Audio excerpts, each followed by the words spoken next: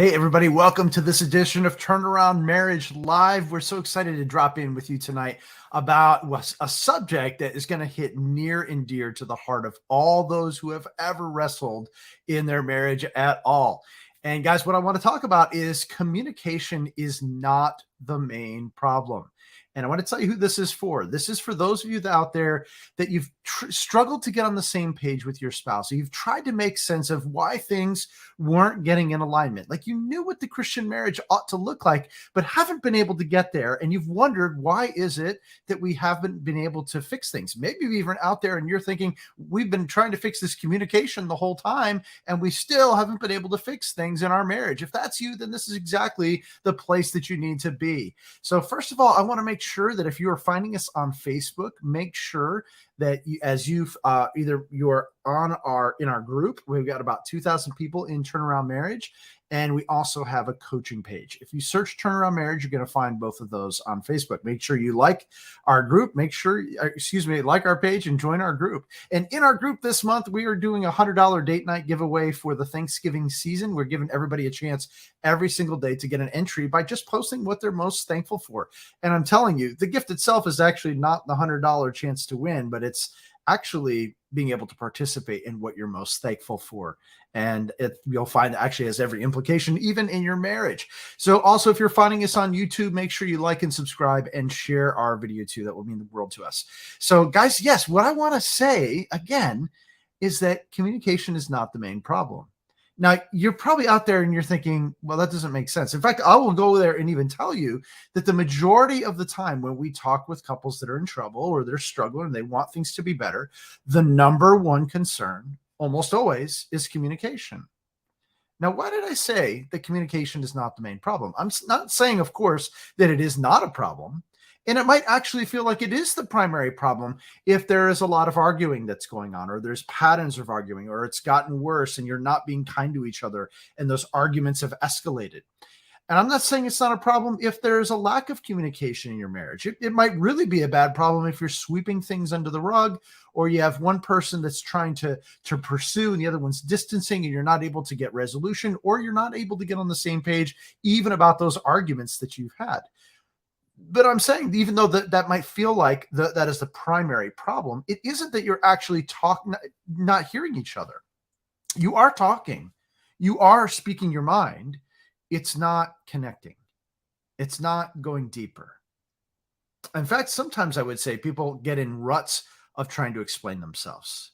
Maybe it's like I've been trying to tell him over and over again, or I've tried to explain to her where I was coming from. If you are using those words that I've been telling them, that I've tried to explain to them, then I pretty much will guarantee that you're going down a road that is going to be frustrating because you're not getting through. But I'm here to say that it's really the intangibles. It's the other things. It's even the feelings that we're living in that really makes things go sideways. So what I mean by that is, just take for an example, if someone is triggered by a past relationship, and if things haven't been going well, and you guys are arguing a lot, and there's this fear like, oh my goodness, am I repeating things? Is this person I'm married to like just as bad as the other guy I was dating once before, or even married to before?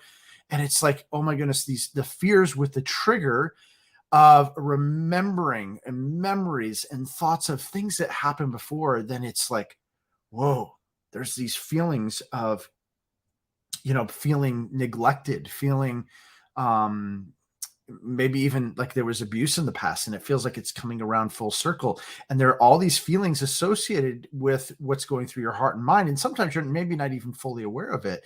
And the heart of the problem in that moment is that you are getting triggered, and it's the feelings that are rushing in, and you don't even necessarily realize what's going on. So it could be also as simple as like difficult things in your workplace, and you're coming home in a bad mood, or you're waking up and things are in a bad mood, or you've not felt well in your body, and then you're showing up to your life in pain, lashing out at other people. And it's like, it's the feeling that you're living in that's impacting those, in a ripple effect, those are around you. And it actually could even look like my spouse is in a bad mood coming home, And I'm getting upset because I don't deserve that. And he's coming out and he's coming home from work and he's not kissing me and being sweet to me. He's just being mean. And it's like you're making a lot of meaning out of what's coming your way, a lot of meaning out of what your spouse is saying or doing or even not doing. And so then it's not so much about what's being said or not being said. It's the way that it's being said. It's the intangibles. It's actually the feelings. And so I'll give you another example. Like even we have like a couple nights ago, I had a bad dream and I just woke up and it just felt bad. I couldn't actually even remember the dream. And I just shared with Rachel, like, wow, I'm just feeling down. I'm feeling this yuck and I don't really know how to move past it. And it was just this feeling of overwhelming of sadness, even a sense of hopelessness. It was really, really odd. And so again, it was an intangible thing. It wasn't her fault. It wasn't my fault. It was just the situation that came up. And that's also what happens a lot of times is that situations come up and it could be a disciplinary problem with the kids. It could be dealing with extended family like in-laws or caring for a loved one where you as a husband and wife, because you are wired differently, are looking at that situation differently. And then you're trying to explain to each other to your numb in the head of what your perspective is. And you could keep talking and keep talking and keep talking. The problem isn't necessarily communication. And it isn't that you needed communication skills. It isn't even that you needed to be able to hear what they're actually saying more. It wasn't like you needed to just pass the stick back and forth to really get a breakthrough. And I'm not saying that communication skills and tools aren't helpful and beneficial, but they aren't the heart of the matter. The heart of the matter is the heart and what's going on within here. And if there's a lot of frustration, anger, bitterness, or you're getting triggered here and you're showing up in the marriage with that, and it could be a lot of negative self-talk about yourself or your circumstances. This is just a hopeless situation. If you're living in that, it's the feelings that we live in that are really the heart of the matter. And so what is your emotional home? What is the main place that you tend to live in at this point in your life? Is it joy, thankfulness, gratitude? Or is it frustration or fear or anger? Or could be a lot of other things. And fear maybe mixed in with all the other ones is actually exacerbating it, making it even worse. So what are we to do? Guys, the problem is in your spouse, but the problem is also in you. So the answer is what 1 Peter 3 tells us. It says, husbands, in the same way, be considerate as you live with your wives and treat them with respect as the weaker partner and heirs with you of the gracious gift of life, so that nothing will hinder your prayers. And that's a great passage. There's a lot of things we can unpack there, but I just want to point out the most important thing, that you're married to an heir of the gracious gift of life. And that really is the thing that is primary, is that we've got to get a hold of ourselves. We have got to go back to the gospel and living it out. Men, husbands, your primary role is to point your wife to the gospel of Jesus Christ. Women, your primary role is to remind your husband of that grace in which you stand. You guys are heirs and co-heirs with Christ and co-heirs together in the gospel of grace. The gospel has to lead the way. And I'll just give you the case in point. I told Rachel of how just overwhelmed, sad, all these feelings that were hitting me. And she just sat there and she really hit me out of left field. Like, I was really surprised. She, instead of getting busy, she actually just got curious and just asked me a few questions and sat there and looked me in the eyes. And she just looked at me and she said, "Do you know how loved you are?" And wow, I didn't even know that's what I needed. I broke down. I broke down in tears, because in that moment, that's what I needed most of all, was to be reminded of her love. More than that, God's love and the love of the family and people that we work with and friends and you name it. I just need to be reminded of that truth. And that's the main thing in a Christian marriage that needs to happen, is to remind each other of the gospel. I want to encourage you also that in terms of getting control of yourself, is to believe the gospel, but it's also to believe the best. Even if your spouse has not been showing up in a nice way, possibly even in a dishonorable way, who is that person? If they are in Christ, remembering who they are, believing that that person you took the vow with, that person you decided to get married to, underneath there is an honorable, good person, a person that you love and you care about and you said you would cherish for the rest of your life.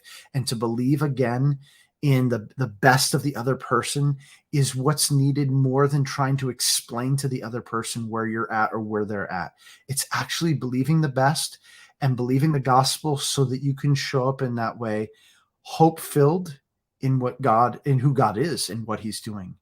But right along with that, guys, is we've got to get control of our own emotions and our own feelings. And we have to, not to say that we don't have to have, we can't, we shouldn't have emotions. Of course we should. Of course we should have emotions, but we cannot let them lead the way. We cannot let them overrun us. And the scriptures are very clear about this too. And you know, when Bible even says, when you face trials of many kinds, consider it pure joy. Like, we are to take our feelings and our emotions and kneel them before the throne, kneel them before the Lord Jesus. They do not have the right to lead the way. You need to have them. That's what defines us. That's what sets us apart from, you know, a head of cabbage that you're going to eat tomorrow. You know, it's what defines us as being in the image bearers of God. It makes us different. That's what makes us stand apart. But we have got to control our emotions so that they don't control us. Because what happens when our emotions get the best of us? We show up with fear. We show up with anger. We show up with frustration. We show up with all the triggers. And then we start whooping ourselves up into this frenzy where we're just trying to explain to the other person and they're trying to explain to us, and nobody's hearing each other, and you're using the wrong part of your brain. And it's just like two heads that are butting. No wonder you don't get anywhere. Communication isn't really the heart of the problem. The heart of the problem is how you're showing up. The heart of the problem is how they're showing up too. And when one person decides that they're going to show up differently, it can make a ripple effect for sure with the other person as well. And when two people do it, it's amazing how quickly things can change. So guys, if you're out there today and you're hearing this and you're like, oh my goodness, this sounds good. I've never heard anything like this. There's a very different way of looking at it, but it rings true because as a Christian, I know that I'm supposed to really point my spouse into the Lord, and I'm supposed to live walking in the hope of the gospel. And you're out there and you're like, oh, this sounds great, but I don't know how to get there. Like, I know what you're saying is right, but I'm not sure that we've been doing things so long. I'm not sure that we can do things differently because it's been this way for the longest of times. Well, that's exactly where the type of person that you probably need the outside support of someone who's going to help you to actually see those different ways where you are showing up with triggers. You are showing up with that negativity. You are showing up with that self-talk that is very pessimistic or even harmful. You are showing up with a lack of hope. You are showing up without the gospel. Whatever it is, then what I want to encourage you to do is to book a breakthrough call with us. As you know, this week is pretty busy with this week being Thanksgiving. There's just a few slots left, but if you could grab one this week or even next, guys, what we'll do is we'll help you to discern what is holding you guys back, what is not working, and not just communication, but to get underneath the hood a little bit and to get real clarity about what is going on and what it's costing you guys individually and as a family. And then once we get clarity on that, we also talk about a vision of where you hope things can go. More than that, a vision of what God has in his heart for you. And then a real strategy to get there. And guys, if we're the best fit, if we're the best solution, we're going to absolutely talk about what that would look like to help you to get from A to B. And if not, we'll point you in the other direction. But either way, you're going to walk away from that conversation knowing that's the best 45 minutes you've invested in your marriage with a lot of clarity. So you can book that at turnaroundmarriage.com/call. And we look forward to speaking to you then. And my friends, as we sign off tonight, I just want to remind you again that you are heirs. And I know that verse was written primarily to the husbands, but it is true that we are heirs together in the gospel of life, the gospel of the Lord Jesus Christ. And we've got to be pointing to him. And if we're not, that's actually the heart of the problem, a whole lot more than communication is. So lots of love until next time.